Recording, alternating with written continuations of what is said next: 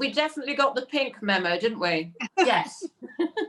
Because, you know why? Because it's Dress in Pink Day to celebrate Breast Cancer Awareness Month, which is October. But today is the biggest fundraiser. And it's to say that anyone who's actually diagnosed with breast cancer is the survivor. Everybody. That's our mission. Yeah. Okay, great. Yeah. Fabulous. That sounds Dress in wonderful. Pink. And as an ambassador for the Walk the Walk, the Moonwalk, there's so many different things going on with so many different charities. So everyone, donate, donate, donate. Absolutely. Great cause. And can I just point out, girls, I'm the only one in a proper pink. I'll just leave it with you. You had to start. You had to start. No, so what? Okay, Sherry. So what colour is that pink that you're wearing? I am baby pink, and you're in sort of a misery-looking orangey reddy things. You're not pink at all. How dare you? So I'm anyway, in cerise pink, and I'm going to tell Margaret. Moving on. Yesterday I went out, and what happened was I went out and I only put mascara on one eye. I'm telling Equity. I am telling Equity that's an outrageous thing for an actress to say. It was ridiculous, and I just, it was only when I got to where I was going that I looked at myself in the mirror and I saw one eye with loads of mascara on the other eye. No, that's horrible. Isn't that ridiculous? How could I have forgotten? Absolutely outrageous. How could I have you ever done that before? No. No, but I'll tell you what I No, did do. I went not. to the eye specialist the other day. I had drops in this eye and didn't think anything about it. Went to pick up Molly, she went, oh! Oh, yes. I look like Cyclops. Oh, no. Now, everyone shut up, please, because I'm going to get Helena Watts to fly into the nest right now and tell us all the showbiz news and gossip. Helena, are you there? Hello. Hi, lady. Hi, darling. You look gorgeous. Oh, thank you. Very glam. What news, darling? Later on. Right, so I don't know if you've seen this, but I personally think the biggest news of October was Dominic West pictured getting very close to Lily James. You know Lily James? Yeah. Yes. Yeah, so they had been on this really romantic trip to Rome, and all these pictures were everywhere. They were in the newspapers, they were online. And then after that all happened, everyone was thinking, well, he's married, and you know what's going on. So then he came outside of his Cotswold home with his wife Catherine Fitzgerald, and insisted that their marriage was really strong, and they did a really cringy kiss, and then they wrote this note and they gave it to the photographers and said, our marriage is very strong. Which I just think is completely crazy. So I wanted to give you a bit of an update. Go on.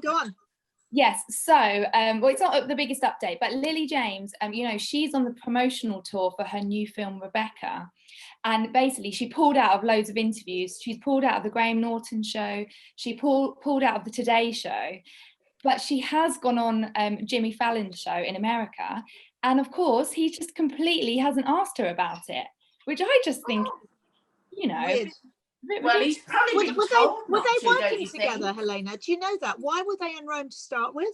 Yeah, so they were working on a film together. So that's why they've been working together. So they have been, you know, working. But if you were to see the pictures, they are very, very close. In one, they are kissing her, and then they ride around on a scooter together. But you know, maybe they are just friends. Who knows? Yeah, Yeah, right. He's gorgeous, isn't he? Dominic West. Oh, he is lovely. Yeah, she is stunning. She's a stunning girl, I have to say. Yes, gorgeous. What next? Yeah. So next, Lily Allen. I've always been quite a fan of Lily Allen. She's a bit of a controversial figure. She's a bit Marmite, but this week she's brought out her own sex toy after she's done this collaboration with Womanizer, and her new slogan is "I masturbate, do you?" Well, her life has changed since I first came into the industry. Oh my goodness.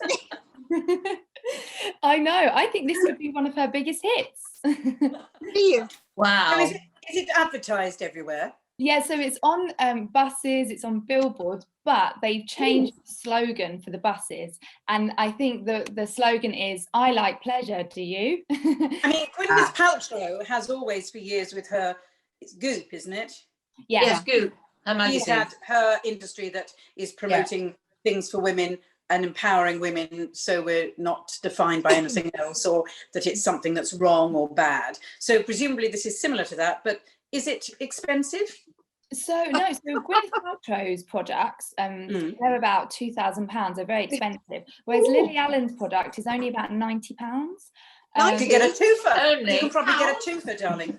Yeah, but I like what she's doing because, you know, she's talking about the destigmatization of these issues and talking about female pleasure. And I think it's great, you know. I mean, it is a bit embarrassing talking about these things, but I think we should talk about them more. Yeah. I Yeah, I don't agree think with there's anything wrong with any of those things. And I think you're absolutely right. And it shouldn't be embarrassing.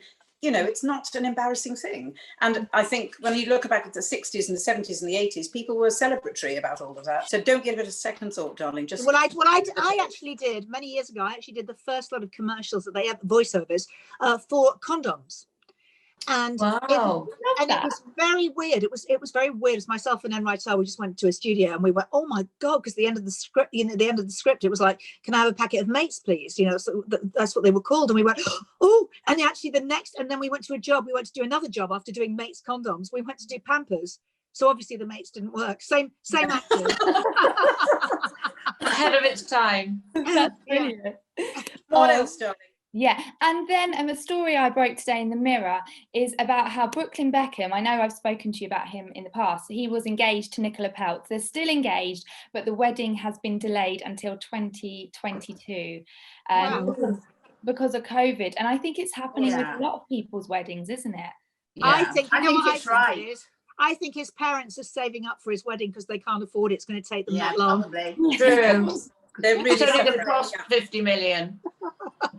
Well, because they're having two weddings, aren't they? They're having one in Florida with her family because she's American, and then they're having one in the Cotswolds with, you know, David and Victoria. Like everybody does. Yes, of course. The Yes. norm. Yeah. So that, I mean, that's interesting. I think I've got a feeling they may just do a quickie, you know, over Christmas and then save the big celebrations for 2022. Yeah, I think so. True. Brilliant. Well, That's thank you, darling. We'll fabulous. see you. We shall see you soon. Yes, it's Very lovely to see soon. you. Thank you. Thank you. See you in a couple of weeks. Just before you Take go, care, darling, Oh yeah. perhaps you need to get us all a deal on Lily's products.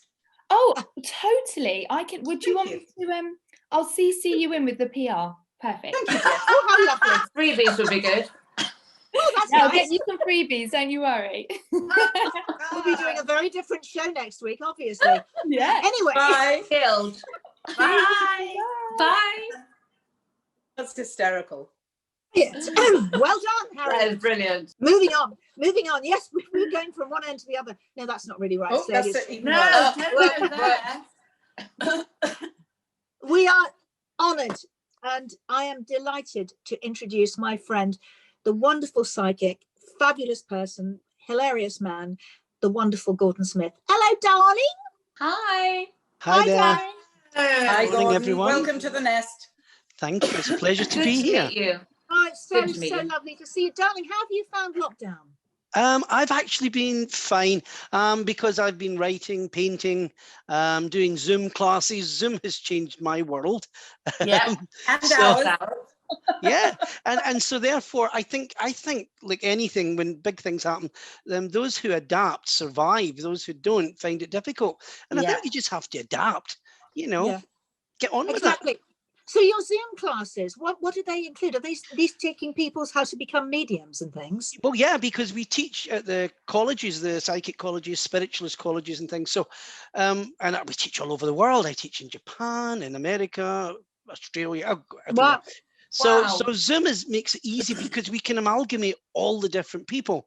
Some of them are very tired when they come on from Australia or Canada or Japan, but you know, but Different not time zones. not a good look, the Zoom look. But however, the people are loving it because there's a lovely camaraderie and connection. And what we've shown here, if anything, is that there's absolutely nothing between space and time we can't do when the mind is willing. And the lovely thing about teaching online like that is that you have to use your mind. So your mind is becoming a tool that maybe you didn't know before. I mean, we're doing healing with people face to face. So you're getting one person Wow. to tell the other person, okay, I want you to sit, and I'm just going to visualize that I'm actually working. My hands are above your shoulders. So they're really concentrating. And the people who are sitting receiving this are making such great comments and saying, oh my God, I could feel heat where my body was sore. Or, so Wow. that Wow. actually only proves more about things people have been saying for many, many years about this kind of telepathic work.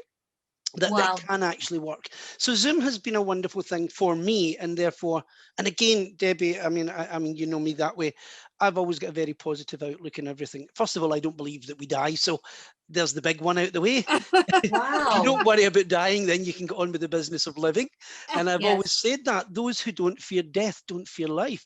And at some point, you How will. could you possibly not fear death? Oh, absolutely not, because there's not enough time in this life to go on just worrying about the end of it. So for me, Sherry, it's one of those things that I've learned through my experience, that there's something here in me, my energy, my mind, whatever, my consciousness, I suppose, that will live on after the physical death of the body. Right. How that Right. happens, and as I say, I'm not an evangelist, and I don't ever want followers, please.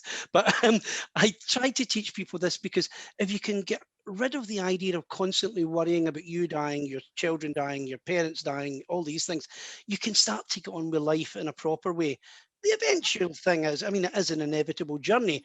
We will die from this world physically, but consciously, there's a part of us lives on. And as I say, to me, that's not even a belief anymore. It's a way of life. And Right. therefore, something like this is very impermanent. The whole lockdown and corona thing, it's impermanent, but it's actually, it's happening because I suppose it was always going to happen. And you can't say we could change. There's no point in wasting thoughts on what could have, should have been done, all that stuff. Get on with what's there Exactly. in front of you, and deal with it to the best. Gordon, tell me, I'm fascinated because I've been reading about you, and you were called a psychic barber, and then you're talking about being a medium, and you do psychic readings but don't charge, if that's right. Yeah. But I mean, when did it all begin for you? Does it go back a long way to your childhood? Well, I mean, When in you knew? childhood, I did have some random happenings. I mean, a lot of people like to kind of jazz it up a bit and say, oh, as a child, you were this medium. Well, as a child, I wouldn't have known what a medium was, if I'm truthful, but I would have had random happenings where I told my parents something that I saw in a kind of dream. And that's the best way I could put it as a kid. I had no knowledge of what it was. It was when I was 21, and my colleague, I was a hairdresser, my colleague in the hairdressers, her brother died in a fire. And it was at the very moment that he died, I saw this young guy appear in front of me in my bedroom. And I remember my heart was just pounding. And I can still remember the moment and see it as clearly now, because it was so real. So the quality of it was wow. And he just smiled and he disappeared. And I remember sitting up in bed like this. And then there was a whole series of things after that. And it was because of his death. When I asked my colleague, who was my good friend, I said, if there's anything I can do. You say that when something happens to your friends. And she took my arm and she says, take me to a medium. And in all honesty, I had no idea how one would go about such a thing. But Incredible. being the grapevine that is hairdressing, I found out, there's a spiritualist place we can go. And people said it was quite safe, because I had no idea what I was taking my friend to. And it was that very evening, it was probably one of the most prominent mediums in the world, who was working in Glasgow that weekend. And Wow. she came to my friend, and which I liked with this lady. She said, honey, I don't need to be a medium to see you're grieving. And I liked that approach. And she says, so I won't do this to you in public. Can you and I speak later? Wow. Privately, which Wow. I thought was very kind. And then she said, but the young guy sitting beside you, you do realize he's a medium.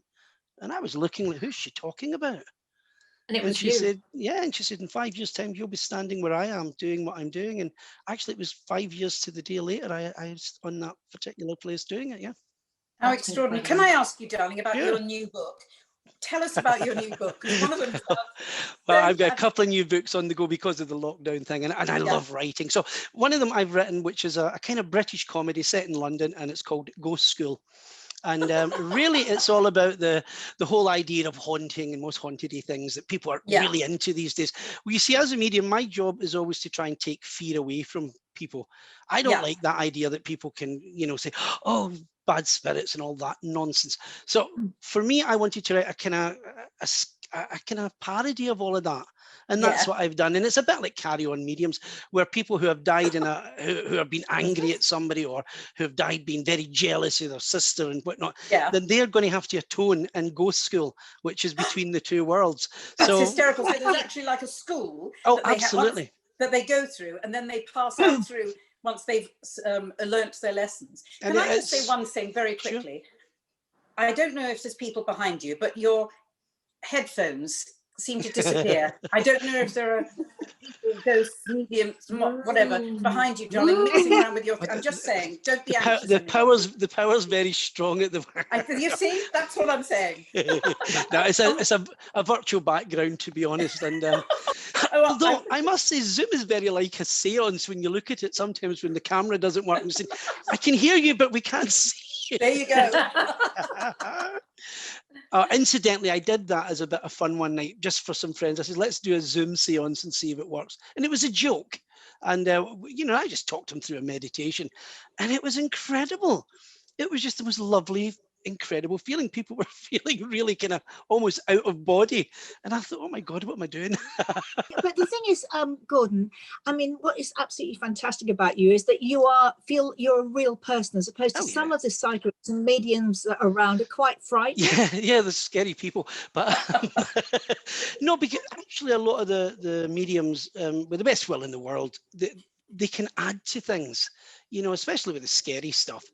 A real medium is there to try and help people to move on through grief. You cannot say to somebody, as a medium, I'll do a reading and I'll fix your grief. Nobody can do that. But you can give them another tool to work with. So, I mean, one of the cases just recently is the best way I can probably qualify it, sitting with a couple where their boy had died, and I can't stop them feeling pain. Nobody in the world can do that. So they were absolutely dying with the pain of losing their 17-year-old kid. And there was a lovely point where the boy spoke through me, gave them a message, and particularly to his mum, saying, Mum, stop sleeping on my grave. I'm not there. And the father who was there, he just broke into tears, and he grabbed his wife and he said, oh my God, please listen to our son if you won't listen to me. And apparently that's why they were there. Now, what happened a month later, the lady wrote to me and said, Gordon, I actually believe that my son told me that, and I've gone home, I'm not doing it. She says, but as a mum, I couldn't leave my boy in the ground. So when you hear things like that and you think, and this is why I'm saying with mediums, you really want to make sure that the mediums that people are going to are at least ethical, that they're decent enough people. So for me, Debbie, I've always tried to be as grounded as I could, and not get flighty and tell people silly things that you don't know. Stick to what you know. And if I don't know something, that's why I don't charge for private readings and things, because if I don't know it, I have the decency to say, guys, it's not working today, because it doesn't always work. And, Gordon, you're right. I remember when my husband died and I saw it was the first dead body I've seen. And when I saw his body, I just knew he wasn't there anymore. It was weird. And that was my first experience. And then I felt he was around me all day. And then he moved on. Then gone. And that can happen indeed. Sometimes when recently after a passing, some people get signs or feelings. And whether it's your own heightened sense of awareness, I don't know, but it seems to be more kind of regular soon after a passing, whether people look for it or not. And it may well be. I mean, as I say, I don't hold all the answers to things, but I do know that that's the time when it can be more intense also with a medium. Like I can sit with people when there's grief. So if there's no grief there, it's very difficult. Like over the years, I don't know how many people have asked me to sit and have seances or something to call up dead celebrities. And you're like, really? You couldn't reach these people when they were living. How are you going to reach them now? It's like, seriously. Oh no, God, the amount of times people said to me, would you do a thing and maybe try and contact Princess Diana? And I said, well, that would be the most intrusive thing in the world. I said, how dare you do that? She's got 2 boys. If they wanted to do it, it's a very different thing. But for the public, no. And I don't think it would work anyway. No. It's very interesting in you saying, that you don't believe in death. So you just believe that the spirit, I do as well. No, we die, but we do die. No, I mean, sorry, I didn't mean that. You believe that the spirit carries on. So, I definitely believe that as well. It just goes to a different place. Yeah. Well, the thing about it is, Debbie, is that this is not something that's just localized to mediums or spiritualists or anything. I mean, this is older than, as old as man. I mean, in Buddhism, consciousness moves on, in Hinduism, and all these different things. Billions of people throughout time have believed in the continuation of the soul or the consciousness. The ancient tribal people worship their ancestors. There's nothing new. Mediums today are just what shaman would have been in a tribe. That's all we are. We sit between worlds in what I call a thin place. Brilliant. Where two Amazing. worlds meet. That is Well, incredible. you can keep your feet on the ground. That's the thing. You don't need to turn up like Madame Arcati, you know. But some people assume that you're that type. Like I was in a pub watching Scotland play football, and I love a drink, and I used to smoke like a trooper. And I'd be sitting there drinking away, and people would come up and say, "You're the guy that sees dead people." And you're like, "Well, I'm actually trying to see a football match right now. Could you let us go on it?" And again, I'd be cutting hair in the hairdressers. I never gave readings to people in the hairdressers in all my life, 23 years. Once I gave a man a message from his wife who died. But 23 years, all those clients, never. Because to me, you don't do that. You don't encroach in other people's lives. If somebody asks me to do it, I'll try. But I would never volunteer information and say, "I need to tell you your husband's here." I would never do that. You'd have to ask. And for me, I'd have to get a feeling. And as I say, I have the luxury of saying no when it doesn't work. And I like being comfortable at that, to be able to say, "I can't get it today, or it's not going to happen." That's fair enough. And how do people contact you? Well, usually when they're dead. But apart from that, the living I'm talking about. No, do you know, to be honest with you, I don't really do as much these days. I have a list of people, and it's all people who genuinely have a loss. I wouldn't do a reading for somebody who says, "Should I marry this guy?" That's not what I do. And the very fact that you're asking a medium, the answer is no.